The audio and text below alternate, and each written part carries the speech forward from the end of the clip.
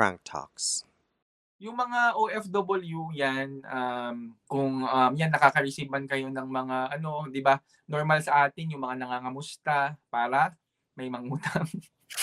Mga kalangga, wag niyo na po kami utangan mga kalangga. So alam niyo na kung ano yung kinakain namin dito, nilagang itlog, 'no?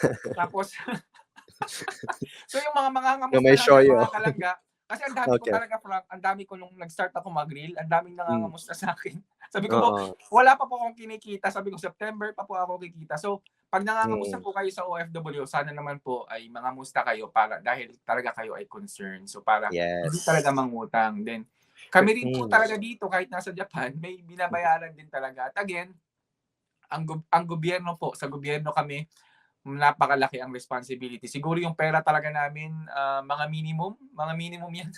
Mga minimum ang Nasa sweldo ng kanila. caregivers, oo. Mahirap